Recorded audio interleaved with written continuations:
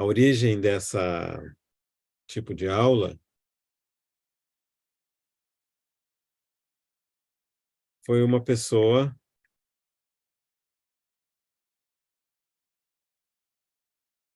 que trouxe uma pergunta que não é muito fácil de responder, e como ela não tinha tanto conhecimento claro da Bíblia, eu propus da gente responder em 4 encontros, 4 sextas-feiras, se Deus permitir. Essa é a ideia inicial. Então, ela veio até a mim com dúvida com relação ao que acontece com a pessoa depois da morte. Para onde que vai os mortos? E qual o ensinamento a respeito desse assunto está correto do catolicismo? Acho que ela mencionou adventismo, outra coisa lá, uma dessas religiões que também explicam o mesmo assunto. E eu disse para ela que é uma pergunta muito complexa, né? Você depende do nível de conhecimento que a pessoa tem, depende a, da, do pano de fundo que ela tem, da cultura, da religião, etc. e tal. Então, eu propus tentar dar nessas 4 aulas, 4 encontros, alguns subsídios sobre da onde nós tiramos a informação que nós tiramos, como nós sabemos o que nós sabemos e por que que nós acreditamos assim, né? E, obviamente, a primeira coisa que me veio à mente foi a respeito do que ela pensa a respeito do Senhor Jesus, o que ela pensa a respeito da Bíblia, e a ajuda que eu posso dar depende da posição de qualquer pessoa em relação a essas questões fundamentais. Quem é Jesus e o que é a Bíblia para você? Porque se eu simplesmente dar uma resposta sem ter primeiro esse pano de fundo, o que pode acontecer? Essa resposta pode ser simplesmente mais uma opinião para você. Tem a opinião do professor A, a opinião do pastor B, a opinião do padre C, e mais a opinião minha. E provavelmente tem também a sua opinião. E nós ficaríamos no plano das opiniões. Você pode escolher qual opinião você concorda, ou muito provavelmente vai ficar no meio de várias opiniões. Então, para colocar um pano de fundo em comum, para ajudar realmente a encontrar a resposta para suas perguntas, nós precisamos colocar uma base em comum. E essa base em comum é a palavra de Deus escrita, a Bíblia. Então, se você não acreditar na Bíblia, ou se você acreditar em outros livros ou outras fontes, seria praticamente uma perda de tempo continuar a nossa conversa. Porque toda a nossa base, todo o nosso raciocínio é sobre essa premissa de que a Bíblia é a palavra de Deus. A Bíblia não pode nem deve ser discutida. Ela tem que ser aceita e crida, ou não aceita, ou rejeitada e excluída. Não existe um meio termo quando nós falamos em termos de Bíblia. Por quê? Porque nós acreditamos, como a própria Bíblia afirma, que a Bíblia é a palavra de Deus escrita. Então,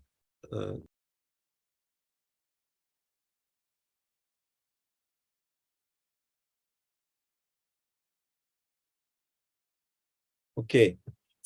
E aí é claro que a pessoa que fez a pergunta concordou, ficou feliz com a possibilidade de ter as 4 aulas e perguntou aonde que eu começo? No livro de Gênesis? E daí eu respondi que se começar pelo livro de Gênesis seria o ideal, mas levaria muito tempo, né? É o começo da Bíblia. Daí que eu propus nós começarmos com o Evangelho de João. Por que o Evangelho de João? Porque ele é um dentre 4 evangelhos. Nós temos o Evangelho de Mateus, o Evangelho de Marcos, o de Lucas e o de João. E se você tiver a sua Bíblia à mão, que é uma sugestão que eu faço, se não for para essa aula de hoje, para a próxima aula você pode trazer. Se você pegar a sua Bíblia, vai perceber, deixa eu pegar uma Bíblia aqui, que ela tem uma grande porção, talvez a maior parte dela, em número de páginas, chamada o Antigo Testamento, ok? Então, na minha Bíblia aqui, só para você ver, em termos de comparação, toda essa porção aqui, ó, toda essa porção aqui é Antigo Testamento. E essa pouquinha aqui é o Novo Testamento. E no começo do Novo Testamento, você tem os 4 evangelhos. Vou separar aqui agora, ó. E são, na verdade, livros históricos. Praticamente são livros históricos. Com exceção do Evangelho de João, que além de história, tem muita interpretação. Então, olha aqui, ó. Tá vendo? Essa parte mais espessa aqui, do lado esquerdo para mim, não sei qual lado fica para vocês, é o Antigo Testamento. Olha quantas páginas. Essa outra parte aqui menos espessa, é o Novo Testamento. E no meio do Novo e do Antigo Testamento, você tem esses 4 livros históricos. E esses 4 livros históricos falam a respeito da história de Jesus de Nazaré. Esse personagem, que nós sabemos é divino, ele é humano, mas é também divino, que veio ao mundo há 2000 anos atrás, aproximadamente, numa parte do mundo que nós chamamos Oriente Médio. Que o centro da palavra de Deus escrita, em termos de conteúdo, é a narrativa histórica da vida e da obra de Jesus Cristo, que nós chamamos Senhor. Tudo que é relatado no início da Bíblia até esse centro é a respeito da primeira vinda do Senhor Jesus. E tudo que é relatado a partir desse centro até o final diz majoritariamente a respeito da segunda vinda do Senhor Jesus. De forma que esse conteúdo da Bíblia como um todo, ele é voltado ou centralizado na pessoa de Jesus, a quem nós chamamos Senhor. Depois fica mais claro por que nós falamos assim, referimos a ele como Senhor. E entre esses 4 evangelhos, o Evangelho de João é o único que, além de história, porque os outros 3 são basicamente histórias, o Evangelho de João, além de histórias, ele vai dar uma interpretação. O que significa isso? Ele vai explicar para nós o significado da pessoa de Jesus. Por que ele é importante? E, evidentemente, isso estabelece a base para que as nossas perguntas sejam respondidas. O que normalmente ocorre, como a pergunta que deu origem a essa série de 4 mensagens, com uma pergunta a respeito de vida, a respeito de morte, a respeito do que acontece no futuro ou depois, qual que é a posição correta, normalmente ocorre que nós não temos tempo de pensar nem na vida, nem na morte. Infelizmente,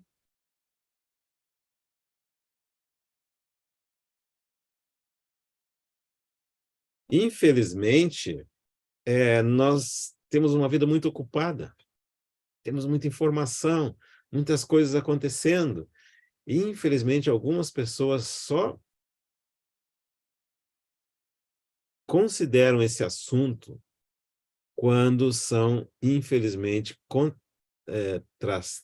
confrontados com a morte. Infelizmente. Em algum momento, são confrontados com a realidade, a dura realidade da morte. E aí, em muitas ocasiões, é quase que tarde demais, porque a pessoa não encontra as respostas que precisa, não encontra o consolo que precisa, e muitas vezes enfrenta enormes dificuldades nesse momento. Então, é extremamente interessante que nós podemos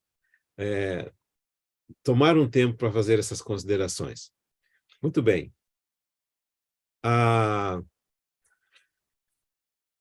minha sugestão é que você tenha à mão uma Bíblia, de preferência uma Bíblia na mesma versão que a minha. Eu vou mostrar para você aqui na câmera qual que é a versão que eu estou usando, para que possamos estar referindo a mesma linguagem aqui, ó. Deixa eu ver se eu consigo mostrar a primeira página da minha Bíblia, ver se você consegue ler aí, ó. Ok? É a Bíblia Sagrada, a versão Ferreira de Almeida. O que diz aqui? Revista e atualizada no Brasil. Tá? Essa que eu vou usar. E você poderia usar outras também, mas porque às vezes há pequenas diferenças no vocabulário utilizado, é melhor a gente usar a mesma. Ferreira de Almeida, versão revista e atualizada no Brasil. Muito bem.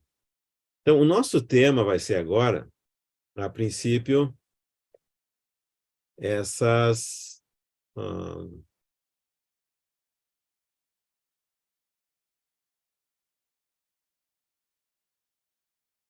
essa porção da Bíblia, Evangelho de João, e eu vou focar em uma porção especial desse Evangelho, começando no capítulo 1, versículo 1, os 18 primeiros versículos, ok? E nesses 18 primeiros versículos, nós consideramos o que nós chamamos de prólogo. É uma introdução, é aquilo que dá a ideia geral sobre tudo que vai acontecer ou que vai ser falado no restante do livro. E eu vou ler esses primeiros 18 versículos e peço que você acompanhe com atenção, porque é sobre eles que nós vamos detalhar o nosso estudo inicial hoje. Então, começando no capítulo 1, do Evangelho de João, versículo 1, fala o seguinte: no princípio era o Verbo, e o Verbo estava com Deus, e o Verbo era Deus. Ele estava no princípio com Deus, todas as coisas foram feitas por intermédio dele, e sem ele nada do que foi feito se fez. A vida estava nele, e a vida era a luz dos homens. A luz resplandece nas trevas, e as trevas não prevaleceram contra ela. Houve um homem enviado por Deus, cujo nome era João. Este veio como testemunha para que testificasse a respeito da luz, a fim de todos virem a crer por intermédio dele. Ele não era a luz, mas veio para que testificasse da luz, a saber, a verdadeira luz que, vinda ao mundo, ilumina a todo homem. O Verbo estava no mundo, o mundo foi feito por intermédio dele, mas o mundo não o conheceu. Veio para o que era seu e os seus não o receberam.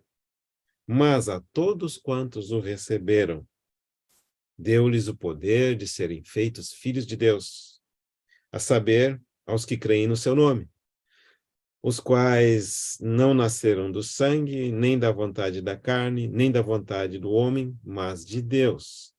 E o Verbo se fez carne e habitou entre nós, cheio de graça e de verdade, e vimos a sua glória como a glória unigênita do Pai, do unigênito do Pai. João testemunha a respeito dele e exclama: este é o de quem eu disse, o que vem depois de mim, contudo a primazia, tem contudo a primazia porque já existia antes de mim, porque todos nós temos recebido da sua plenitude e graça sobre graça, porque a lei foi dada por intermédio de Moisés, a graça e a verdade vieram por meio de Jesus Cristo, ninguém jamais viu a Deus, o Deus unigênito que está no seio do Pai é quem o revelou. Qual que é o método que nós pretendemos empregar agora para ajudar a explicar essa passagem da Escritura que nós lemos? Eu vou ler novamente, praticamente versículo a versículo, ou grupo de versículos, e vou trazer para vocês informação que só pode ser obtida lendo outros livros. Está vendo aqui atrás? Então, como que eu sei as coisas que eu sei? Por que eu vou dizer as coisas que eu estou dizendo? Porque eu li aqui desses livros aqui, ó. Tem vários deles. Então, o que acontece? Eu vou trazer essa informação baseada nessa leitura, porque quando você for ler, é muito importante que você mesmo leia o Evangelho, você entenda por que eu explico ele dessa forma. Tá claro? Então, vamos começar. Primeira coisa, do 1 ao 18, nós dissemos que é uma espécie de prólogo ou introdução para todo o livro. Como que eu sei disso? Eu li dos livros aqui atrás. Alguém já estudou esse evangelho há muitos anos? Muitos anos. Tem alguns livros que foram escritos há 100 anos atrás, 200 anos atrás, outros foram escritos há 80 anos atrás, e a Bíblia, essa parte da Bíblia que foi escrita há 2.000 anos atrás. O restante da Bíblia, pelo menos há 3.400 anos atrás. Então, tudo que nós sabemos porque nós lemos em algum lugar, nesse período. Então, muitas pessoas estudaram esse livro e chegaram à conclusão. Esses primeiros 18 versículos são a introdução do Evangelho de João. Quais são as duas personagens mencionadas nesses 18 versículos? Um é um personagem que é chamado o Verbo. No início aqui, ó, no princípio era o Verbo. Então, praticamente, o verbo é o assunto desses 18 versículos. Primeiro personagem. Qual que é o segundo personagem? João. Aparece aqui no versículo de número 6. Houve um homem enviado por Deus, cujo nome era João. Então, tá claro, nós temos dois personagens. Um é chamado de o Verbo, já vou falar sobre ele. Dois, o João. Mas qual que é o personagem principal? Esse que é chamado de o Verbo.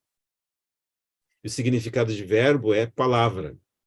Então, nós traduzimos. Agora vem informação que você não encontra na Bíblia, que eu tirei do livro, para você, quando ler a Bíblia, entender a Bíblia. O significado dessa palavra, que está escrito verbo aqui, é palavra. Então, eu vou traduzir com o significado certo. No princípio era a palavra, e a palavra estava com Deus, e a palavra era Deus. Então, dois personagens. Um, a palavra. Dois, João, que logo nós veremos que é o João o Batista. Muito bem. O personagem principal, ou seja, a pessoa principal que o João, escritor do Evangelho, quer que eu e você conheçamos, é o Verbo. O João Batista é simplesmente um personagem secundário. É uma pessoa que veio para nos apresentar o Verbo. Veio para nos dizer quem que era o Verbo. Veio para abrir o caminho para o Verbo. Mas o personagem principal é o Verbo. E esse verbo, ou a palavra, é um dos nomes dados para Jesus Cristo. Então, de novo, o ponto central da Bíblia, Jesus Cristo. Como que nós sabemos disso? A porção central da Bíblia são esses 4 evangelhos. O tema central do livro de João, Jesus Cristo. O tema central desses primeiros 18 versículos, Jesus Cristo. E aí, esse vai estar dividido nesses dois assuntos. Então, do 1 ao 5, nós temos explicação sobre o verbo. Do 6 ao 8, sobre João. Do 9 ao 14, de novo, sobre o verbo. Do 15, João. Do 16 ao 18, verbo de novo. Tá. Esse vídeo vai ficar disponibilizado para você depois. E você poderá escutar de novo, se tiver tempo, e marcar na sua Bíblia essa divisão que eu estou mencionando para você. Mas o que é, afinal, esse verbo ou essa palavra? Na verdade, a palavra podia ser qualquer coisa. Por exemplo, vamos pegar aqui 4 letras, tá? K, X, B, Z. que significa KXBZ? Pode ser o nome de uma estação de rádio. Estação de rádio KXBZ. KXBZ pode ser também o número de uma aeronave. Essa é a aeronave KXBZ que vai aterrissar no aeroporto de Confins dentro de alguns minutos. KXBZ pode ser o nome de uma música. Então, KXBZ em si não diz nada. Está entendendo? A palavra em si não diz nada se não tiver um significado por trás dela. Esse significado por trás da palavra palavra era uma referência na língua grega à mente geral, o que controla todas as coisas. Para você ter uma ideia mais clara, eu posso usar um conceito, se me permite, da física. Aqueles que me conhecem um pouquinho mais sabem que eu sou engenheiro, fui professor universitário e trabalhava na área da energia. Então, o que é energia? Energia é um nome que a gente dá para muitas coisas que a gente não sabe explicar a origem dela, a gente só consegue explicar o efeito dela. Então, quando, por exemplo, eu tenho calor, eu tenho a energia do calor. O nome é energia, o conceito por trás, calor.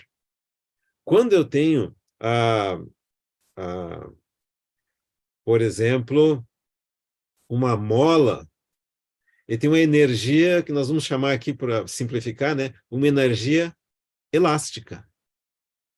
Ou seja, por que o calor é uma energia? Porque o calor produz alguma coisa, a mola produz alguma coisa, o sol produz alguma coisa. Então, por trás de todos esses conceitos, tem o mesmo conceito, a grande energia, que é a força do sol para produzir alguma coisa.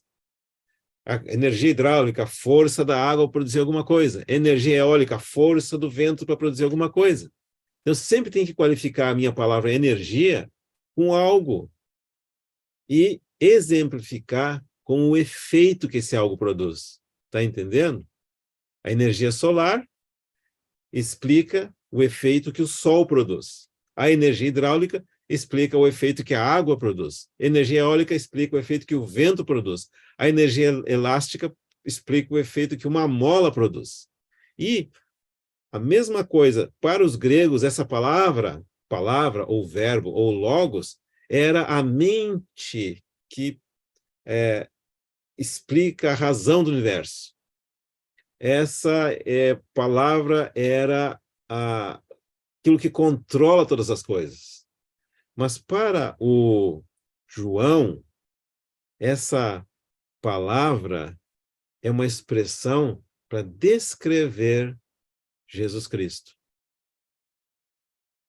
Do ponto de vista histórico, Jesus é uma pessoa que nasceu, viveu, morreu. Do ponto de vista da apresentação do João, Jesus é aquela pessoa inexplicável que é a mente que criou o universo e que é aquele que controla todas as coisas. Ele começa a falar. Então, nesses 18 versículos, 7 características dessa palavra, ou 7 características do Senhor Jesus. Eu vou mencionar primeiro essas 7 características, mas presta atenção. Gradualmente nós estamos ampliando para o seu entendimento e para o meu entendimento quem é esse Jesus acerca do qual a Bíblia fala.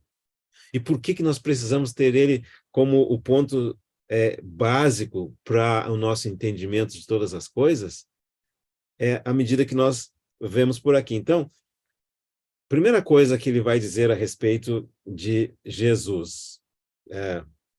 No princípio era o verbo, agora nós sabemos que é a palavra, ou no grego o logos, no princípio era esse verbo, e o verbo estava com Deus e o Verbo era Deus. Primeiro ponto. Então, antes que existisse qualquer coisa, existia essa palavra, que é uma expressão para a pessoa de Jesus. Mas ele é Deus. Segundo ponto, ele estava no princípio com Deus, todas as coisas foram feitas por intermédio dele, e sem ele, nada do que foi feito se fez. Terceiro ponto, a vida estava nele, e a vida era a luz dos homens. Quarto ponto, relaciona o que essa luz faz? A luz resplandece nas trevas e as trevas não prevaleceram contra ela. Quarto ponto, no versículo 10, a relação da luz ou relação da palavra com o mundo. A palavra estava no mundo, em primeiro lugar. Então, essa palavra sempre esteve presente no mundo. Segundo lugar, o mundo foi feito pela palavra. Terceiro lugar, o mundo não o conheceu. Quinto ponto, a relação entre o mundo e os homens. Primeiro, ele veio para os que eram seus, versículo 10, versículo 11. Segundo ponto, a reação do mundo à sua vinda. O mundo não o recebeu. Terceiro ponto, mas tantos quantos o receberam, Deus lhe deu o poder de serem feitos filhos de Deus. Qual que é o método? A saber, os que creem no seu nome. Quinto ponto, e o Verbo se fez carne, ou seja, essa palavra se tornou humana. Segundo, habitou entre nós, com a seguinte característica, cheio de graça e de verdade. E terceiro, e nós vimos a glória dele. E finalmente, fala que ninguém jamais viu a Deus. O Deus unigênito que estava no seio do Pai é quem o revelou. O que a gente está vendo aqui? O João começa a ampliar para nós quem interpreta para nós quem é esse Jesus de Nazaré mencionado nos evangelhos. E a primeira coisa que ele diz é que esse Jesus de Nazaré, que ele chama Verbo no começo do evangelho, existia então antes de existir um mundo. Antes de existir qualquer outra coisa, já existia o Verbo, que é o nome que João dá para Jesus Cristo.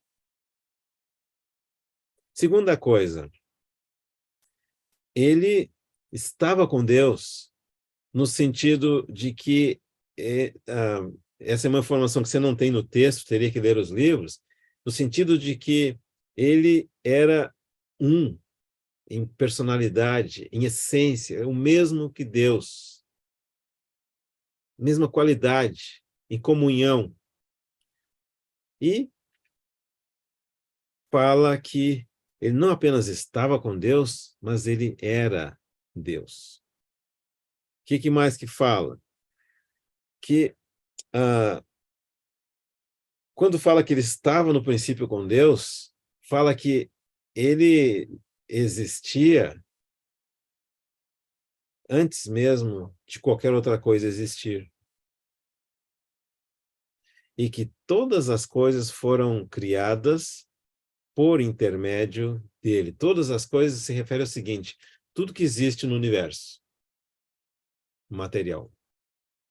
A Bíblia resume o universo material entre céus e terra, coisas que são lá de cima e coisas que são aqui de baixo. Mas, independente disso, o João está querendo dizer para mim e para você que o mundo material, presta atenção, o mundo material teve um início. Não terá fim, mas teve um início. E, ao mesmo tempo, isso vai mostrar ao mesmo tempo, isso vai mostrar um fato que é motivo de dúvida para muitas pessoas a respeito de como que explica a existência de céus e terra. Eita, conseguiu, né? A explicação que a Bíblia dá é a seguinte: os céus e a terra foram criados por Deus por meio de Jesus Cristo. É assim que a Bíblia explica. Não existiu céus e terra sempre. Houve um dia em que céus e terra não existiram, mas Deus já existia e o Verbo, o nome dado por João, ou a palavra, o nome dado por João a Jesus Cristo de Nazaré, já existiam. Ou seja, há neles eternidade. Eles são caracterizados por terem sempre existido, enquanto que o universo material foi criado. E ele diz mais, diz que o universo material foi criado por iniciativa divina, usando Jesus Cristo como o agente dessa criação. Muito bem. Aí, quando ele vai prosseguindo na explicação dele, ele vai relacionar o verbo com a vida. Então, ele vai dizer no capítulo 1, versículo 4, que a vida estava nele. Nele em quem? Em Jesus. Na palavra. Tá? E aqui, não se refere simplesmente à vida como a mera existência, mas a vida de Deus como um princípio expresso na experiência humana. Deixa eu traduzir esse pensamento, que é o seguinte: quando nós nascemos, do nosso pai e da nossa mãe, nós recebemos um tipo de vida. A Bíblia vai usar uma outra palavra grega para descrever esse tipo de vida. Mas o ponto é uma vida no plano horizontal, no plano quase que terreno. Nós chamamos uma vida natural. Existe na Bíblia uma outra vida que é chamada uma vida espiritual. É outro aspecto de vida que nós não nascemos com ela. Nós nascemos com a vida natural, por isso nós respiramos, nós entramos em contato com o mundo natural, com as árvores, com as flores, com o sol, com os nossos amigos, com os nossos familiares, mas com essa vida natural nós não somos capazes de perceber Deus, não somos capazes de alcançar a Deus. E é por essa razão que a grande maioria daquelas pessoas, né, que nesse mundo nunca tiveram esse processo de novo nascimento, ou esse processo de receber a vida divina, para eles, Deus não existe. Eu posso fazer uma ilustração que você vai entender melhor. Perdoa, talvez, a grosseria do exemplo, né? Mas vamos dizer assim, ó, cachorro tem vida canina. Gato tem vida felina. Humanos têm vida humana. O universo do cachorro é necessariamente mais limitado que o universo humano. O cachorro, ele, de alguma forma, pensa, né? De alguma forma tem uma vontade, de alguma forma decide, de alguma forma tem uma visão de mundo, mas é o nível canino. O gato é a mesma coisa. E nós humanos, a mesma coisa. Nós temos uma percepção de vida humano. E nós só conseguimos sair dessa percepção de vida humana se for adicionado alguma coisa em nós. Tem que ter um elemento novo adicionado em nós, que a Bíblia vai chamar a vida de Deus em nós. A mera vida humana só nos permite perceber as coisas da humanidade, as coisas do universo da psicologia, da cultura, da ciência. Essa vida nunca consegue alcançar conhecimento de Deus. Por isso que nas nossas universidades, né, a grande maioria dos nossos professores, ainda que são exímios pensadores, profundos filósofos, grandes cientistas, jamais conseguem entender ou crer ou perceber a realidade de Deus, porque eles têm somente a vida natural com as suas faculdades naturais que nós recebemos do nosso pai e da nossa mãe quando nós nascemos. Com a finalidade de conhecer a Deus, nós precisamos receber em nós um elemento divino. A mesma forma que para um cachorro poder viver no mundo humano, ele precisaria ter uma mudança. A natureza de cachorro dele precisaria ser elevada para entrar na natureza humana. A mesma forma pode ser comparado com a nossa experiência com Deus. Nossas faculdades humanas não alcançam conhecimento de Deus. É por isso que o homem natural, que é cego para as coisas espirituais, vai dizer: Deus não existe. É a mesma coisa que uma pessoa cega sendo apresentada a uma árvore, né? Você traz o cego, vai dizer assim, ó, daqui a 2 metros tem uma árvore. O cego vai dizer assim: a árvore não existe. Por quê? Porque ele não vê. Ele não tem aquele órgão necessário para detectar a presença da árvore. Um homem natural não tem um órgão necessário para detectar a existência de Deus. E é por isso que ele vai falar, então, que a vida estava no Verbo, a vida estava em Jesus Cristo. E essa vida era a luz dos homens, ou seja, na medida que você recebe essa vida, você recebe luz. E na medida em que essa luz resplandece nas trevas. O que significa isso? De alguma forma, João está falando de alguma luz que é necessário para que nós vejamos a verdadeira vida. Essa luz é a pessoa de Jesus. O que acontece? Ele estava no mundo, o mundo foi feito por ele, mas o mundo não o conheceu. O que significa isso? É a história que nos é relatada nos evangelhos. E é a história que é a experiência nossa do dia a dia.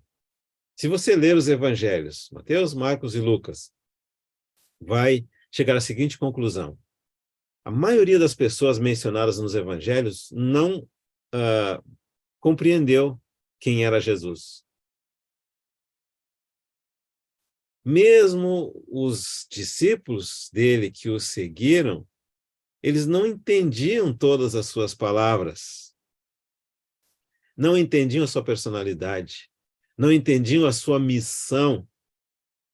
E essa ignorância de quem era Jesus originou um conflito, porque o mundo não apreciou o Senhor, não sabia quem ele era, o mundo odiou o Senhor e o mundo rejeitou o Senhor. Finalmente, um dia, o mundo odiou o Senhor. Isso é o relato dos evangelhos, e isso tem sido a experiência da humanidade ao longo dos últimos 20 séculos. Isso é verdadeiro para europeus, para norte-americanos, para sul-americanos, para asiáticos, para africanos e outros seres humanos que nunca entenderam quem que é Jesus.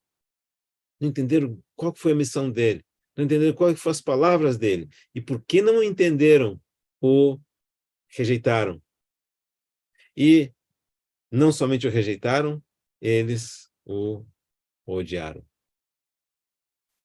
Na sequência, vai falar, então, que essa vida que estava no mundo, que não foi recebida, que não foi conhecida, ele veio, mas não foi recebido. Mas aqui tem uma diferença, e a partir de aqui vai fazer uma diferença, uma divisória entre as pessoas nesse mundo, e eventualmente também vai colocar você num dos dois grupos. Ou você crê que Jesus Cristo é Deus, como a Bíblia afirma, ou você não crê que Jesus Cristo é Deus. Nenhuma das duas posições lhe permitirá permanecer sem uma reação. Se você crê que Jesus Cristo é Deus, significa o quê? A você vai ser concedido esse poder de tornar-se filho de Deus. Se você não crê que Jesus Cristo é Deus, não haverá alternativa senão não apreciá-lo, em primeiro lugar, porque você estaria afirmando involuntariamente que ele é uma farsa, né? Ou você crê que ele é Deus, porque ele afirma ser Deus, ou você não crê que ele é Deus e acredita que ele é uma farsa. Segundo, você não o aceitará, não o receberá, não pensará nele, não estudará ele, não crerá nele.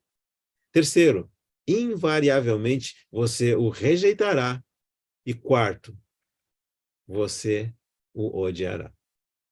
Não existe uma posição neutra ou intermediária em relação a Jesus Cristo e a palavra de Deus escrita.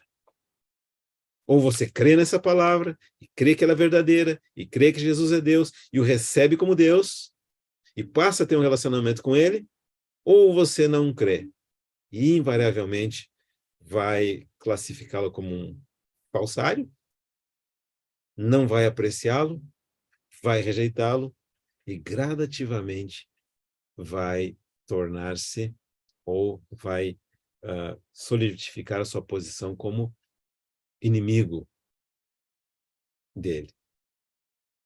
Então, esse é um ponto muito interessante. Aí fala como que a palavra estava no mundo? A palavra foi manifestada na humanidade como por meio de algo que nós vamos descrever aqui como e o verbo se fez carne. Presta atenção que eu não saí dos primeiros 18 versículos do Evangelho de João. Estou sempre neles, praticamente com uma ou outra referência de outro lugar, mas sempre neles aqui, lendo junto com vocês essa parte, mas esperando que entre a compreensão espiritual na sua mente e no seu coração. E gradualmente seus olhos se abrem para ver quem que é esse Jesus que a Bíblia descreve e que João está tentando explicar aqui para nós. Então, Deus se fez carne na pessoa de Jesus. Deus se expressou em forma humana. Isso que é a expressão. E o verbo se fez carne. Então, alguns vão explicar essa expressão aqui como encarnação, né? O verbo se fez carne. Deus se expressa na humanidade. Então, Deus agora se expressa através de uma personalidade humana, que podia ser visto, podia ser ouvido e podia ser tocado. Presta atenção. Um pouquinho mais adiante no texto vai dizer que nunca ninguém jamais viu a Deus. E vai falar, então, que o Deus unigênito, ou seja, o Verbo, o Senhor Jesus Cristo, revela Deus para nós. Quando Deus se faz carne humana na pessoa de Jesus Cristo, ele se torna participante da nossa natureza. Ele tem carne, ossos e sangue. Ele se torna participante das nossas limitações. Ele tem que caminhar se ele quer ir de um lugar para o outro. Ele se torna participante das nossas limitações humanas. Ele ficou cansado, ele teve fome, ele ficou suscetível ao sofrimento, coisas que pertencem à humanidade e a Deus. E agora nós vemos, então, que nessa sequência aqui, o João mostrou como que parte do verbo, que é a palavra de Deus, o Logos, que sempre estava com Deus, até chegar no verbo, que é a palavra de Deus, que é Deus habitando no meio da humanidade, na pessoa de Jesus. Então, quando nós assumimos esse ponto de partida, nós abrimos a porta para que nós possamos entender questões mais profundas da vida. Por quê? Porque se nós crermos em Jesus Cristo e na palavra de Deus escrita, e nós o recebermos por fé no nosso íntimo, nosso coração, local das nossas decisões, algo acontece em nós. Os nossos olhos se abrem, nos é concedida, que a Bíblia chama esse poder de ser feito filho de Deus, ou seja, nos é concedida essa filiação à pessoa de Deus, e, a partir daí, nós temos revelação. Você começa a ter conhecimento que só é acessível por meio da revelação. Qual que é a diferença entre conhecimento normal, natural, e revelação? Conhecimento natural ocorre quando eu leio o livro. Qualquer um pode ler o livro e entender. O que é a revelação? A revelação, a palavra bíblica para revelação, é uma coisa que ela significa remover um véu. Imagina uma cortina, tá? Você pode olhar para a cortina e não enxergar nada. Você só conseguirá ver o que tem depois da cortina se o véu for removido. Esse é o significado bíblico da palavra revelação. Então, nós, naturalmente, temos um véu com relação às coisas espirituais. Nós não as vemos, nós não as discernimos em geral, mas se um dia o véu é removido e nós vemos, a Bíblia chama isso de revelação. Então, nessas 4 aulas, hoje foi a aula número 1, né? Nós pretendemos conversar um pouquinho com vocês acerca de assuntos da vida e da morte.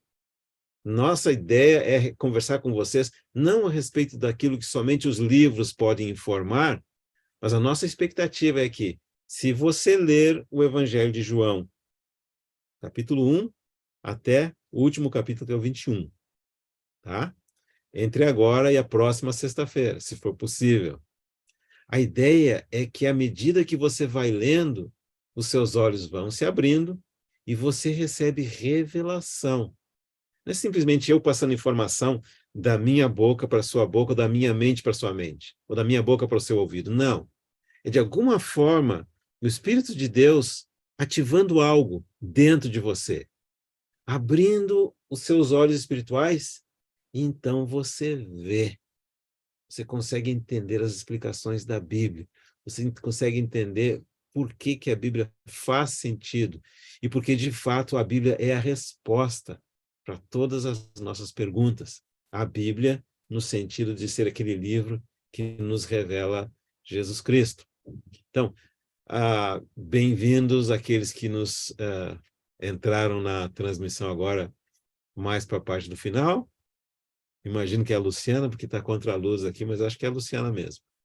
Muito bem-vinda, viu? Isso. Deixa eu apresentar para vocês, vamos ver se a gente consegue colocar aqui, os demais participantes. A Mônica. Ali temos o Paulinho, a Cidinha e o Paulo. E a Luciana. São todos bem-vindos. Talvez nós pudéssemos separar talvez 5 minutinhos para alguma eventual pergunta, se houver. Alguma pergunta ou observação, abra o seu microfone.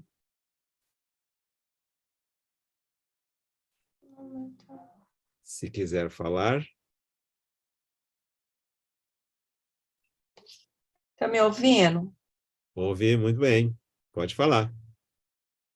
Não, é só para desculpar, porque eu não estava conseguindo acessar o Zoom aqui, e Paulinho que teve que dar um help aqui para mim. Por isso que eu estou atrasada.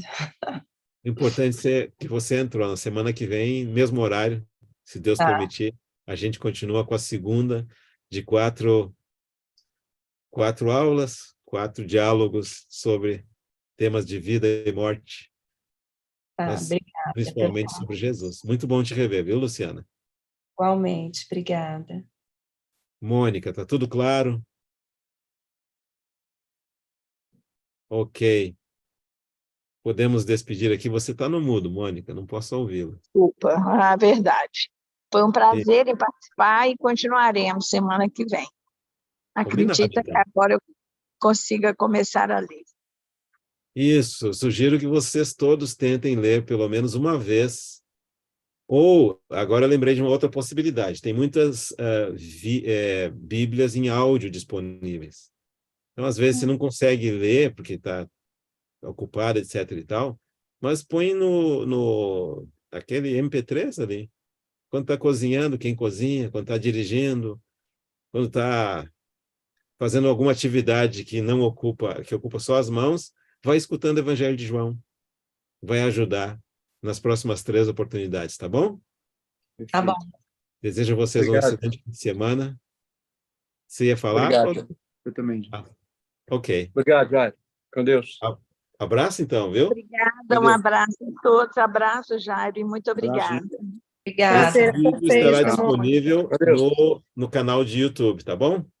É só colocar lá Jairo FJ Santos, vai aparecer em algum momento, ok? Abraço. Obrigado. Valeu. Obrigada. Tchau, tchau. Tchau. Obrigada, Jairo.